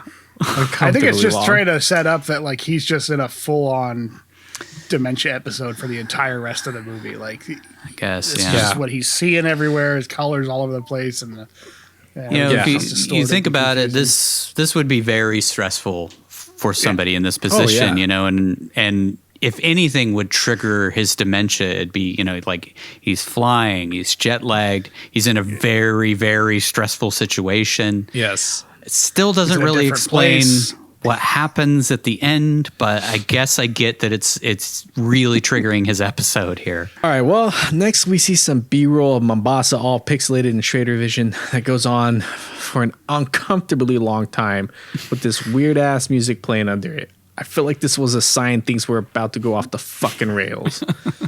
They arrive at the gang's favorite hangout spot, and Evan sees his arch nemesis come into view looking like an anemic Osama bin Laden with asthma. Benir doesn't recognize Evan at all, which is probably because he hasn't been fapping to a picture of his corpse he paid someone on Fiverr to draw like Evan has. Which, side note, guys, did you know you could hire people to draw whatever you want on Fiverr? This isn't an ad for them. I'm just talking about my personal experience. Like, I had someone commission a drawing of the three of us. But you know what, guys? I'm going to say that's for me. I'm going to save that one for me. I've already said too much, so we're just going to keep moving on. If that isn't why Fiverr was invented, I don't know what it would have been. What's the point? Yeah. What's the point of it? Why not? Just like in the original movie, they exchange pleasantries, and Evan drops the knowledge he learned on the internet the night before. This is why that Dunning-Kruger effect is so prevalent these days. A couple minutes on Google, and you think you're an expert. Like that time I said that thing about suppressors. God, I hope I was right. Otherwise, I'm going to get destroyed in the comments. For some reason, in this cut, Evan seems much more nervous in this scene, and it feels like Benir might be figuring out something's wrong. But before he does, Evan asks to use the little boy's room. He jiggles the handle for 2 seconds in this cut as well, before coming back out and telling them he left a floater. Benir's henchman is immediately instructed to go take care of it, which I mean, like, is there no hierarchy in this organization? Or don't they have some dumb guy who failed fundamentalist jihad school or something they keep around for this sort of stuff? But then again, on second thought, that type of guy probably failed jihad school because he prematurely blew himself up. So Yeah. it does kind of make sense, you know? Yeah. They got a flat structure at this place. Everybody does everybody else's jobs. Yeah, except for Veneer, who apparently does nothing, just sits in a chair all day. Fucking lays around, lazy fuck. Loser. Evan knocks out the only henchman protecting Veneer in the bathroom, and from this moment until the end of the film, shit gets progressively weirder and weirder, which up until this point, I didn't think Schrader could top Dog Eat Dog's fucking weird ass ending, but boy, did he fucking prove me wrong. Some music starts playing that sounds like someone strapped a guitar to a guy while he was twitching on the end of a noose, and they sampled the rattling noises the guitar made. Half of the shots look like two movies playing over each other. The color grade gets all sort of psychedelic with tons of pixelated, weird, closed-circuit television shots. It's just really bizarre and almost unwatchable. I guess it's supposed to signify Evan's brain going into full-blown collapse, but I have a feeling if I had to watch this film again, it would cause a fucking aneurysm. Evan comes out of the bathroom and reveals himself to be none other than Evan Lake. And I half expected Veneer to drop the same type of, who? The guy of Guardians of the Galaxy says when Quill tells him his name is Star-Lord. Veneer recognizes him and asks him where his backup is, but quickly realizes he came alone, since who the hell would be searching for this dude who no one else has thought of once in 22 years. Evan says he found him through the request of experimental thalassemia drugs, and even Veneer thinks that sounds kind of far-fetched. Then Evan spaces out and says, yeah, for no reason, well, Veneer just wants to know how he's going to kill him. I get the sense he wants to die more than Evan even wants to kill him at this point. This is probably true. Like he probably wants to die. Like, well, at least I get to go out like a man instead of just right. And he's a Muslim, so he can't commit suicide unless it's, in the name of Allah. Yeah. I mean, realistically, it's if you're a fundamentalist terrorist, but right, you kill yourself for the cause, but he can't just kill himself because he's in pain. He'll go against his beliefs. Yeah, everything gets weird as fuck. The screen gets all pixelated, and we see some sort of cloud time lapse while some monster voices talk in the background. We hear him give some of his speech from the beginning of the film, some lightning, and we see his pills going in the trash that I guess would have stopped this acid trip from happening. This ending is kind of hard to explain, honestly. You sort of have to see it to understand what the fuck is going on and what the hell we're talking about. Yeah. We randomly come back to Earth for little moments of interaction between Veneer and Evan, but for the most part, it's just psychedelic colors, weird noises, close-up shots of Evan not knowing what the fuck is going on like the rest of us. Veneer giving a crazy sermon, clips of Baby It's Cold Outside, donkeys walking backwards, opera singing, the camera shaking back and forth, Evan screaming at Veneer, and that's just what I tracked over 30 seconds of this batshit insane sequence. It's like a 5-minute long sequence, too. Yes. It just goes on and on and on, and you're like, what the fuck is it? What are we supposed to be getting from this? Yeah. I mean, it makes just no utter sense. Confusion, and that's maybe that has to be the point. That's all I can get out of it. Is like, he just wanted you to feel the absolute, complete mental collapse that Evan is going through, and that's one way to do it. Is just completely do this, blindside you with this ending that's not an ending, and then just end the film. Utter nonsense. That makes no fucking sense. Yeah. Well, then it just kind of glitches out with a bunch of random colors and crazy noises, like someone sat on the keyboard and the computer vomited out a bunch of digital noises for like a minute straight, while an Islamic prayer plays over some random ass clips until it just fades to black. Then we see Evan's grave in Arlington Cemetery. Yep, that's how it ends. No resolution, just this weird ass psychedelic nonsense with the final lines of Hurt by Nine Inch Nails playing in the background, which kind of, I guess, fit a little bit. I don't know. Yeah, it was just weird colors and screaming that started during the middle of a scene. It just kept going until we all felt like killing our own selves, right? It was like if 2001 A Space Odyssey was directed by, well, fucking Paul Schrader. The end. That's it. There's no fucking resolution to this whole thing. It just scrambles your brain and then ends. Okay, let's just jump straight into the questions, okay?